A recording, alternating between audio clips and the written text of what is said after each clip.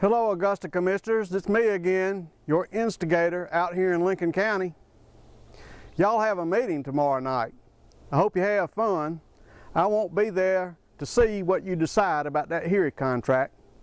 I decided to give you my 2 cents worth of observation and suggestions from here. Number one, quit the blame game over ethics, gifts, and donations. It sure looks from up this way like what the Bible says, all have sinned and fallen short. 2, forget Gallup and Associates being in this contract. That was decided 9 long years ago. 3, ignore what the so-called not to exceed contract says about the price. Those things are nearly always exceeded, just like this one has been.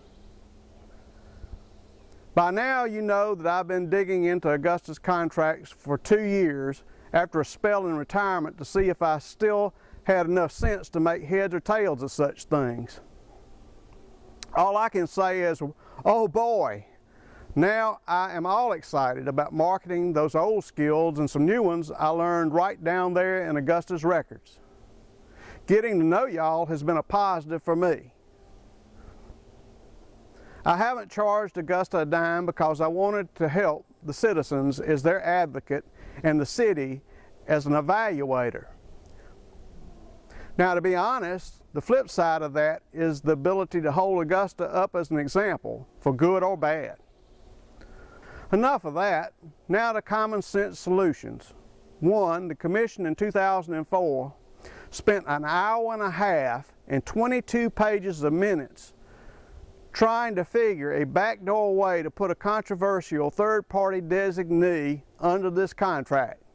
It completely skipped taking any time to do any analysis of the 2.5 multiplier HERI wanted to charge and simply extended an ordinary purchase order into what became an $11 million contract.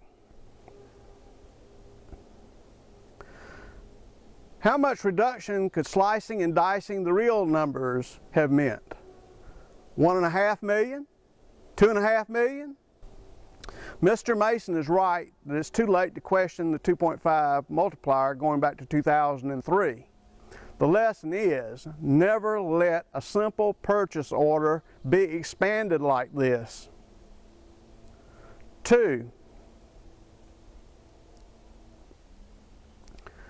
the city needs HERI. In fact, Augusta needs a program management firm to support a lot more contracts. HERI is familiar with Augusta and would benefit by more work there.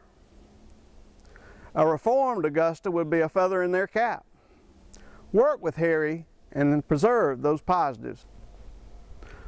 3, the description and qualifications represented by each of these $125 to $200 plus billing rates, inexcusably left out of the original contract, must be put into this contract.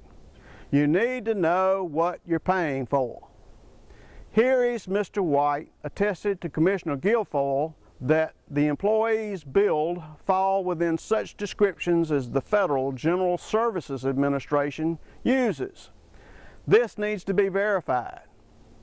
4, the rates for 2014 and 2015 are the issue, based upon HERI's submission of data showing how the billing rates were marked up to 2.5 of wages and the knowledge that Dukes and Gallup firms are subcontractors. It would seem that a very significant rate reduction from the 2013 rates of a minimum of 10% is not only possible but should be expected.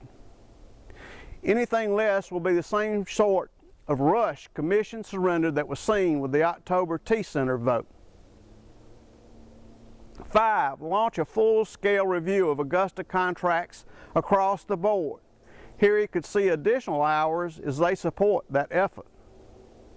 If you can do these things, your Commission will show that it can bounce back from a decade of mistakes with this contract. The contractor will show a willingness to meet the people of Augusta in a full sense of compromise. I believe that that would be lauded and rewarded with praise. Being reasonable and being responsible works if you try.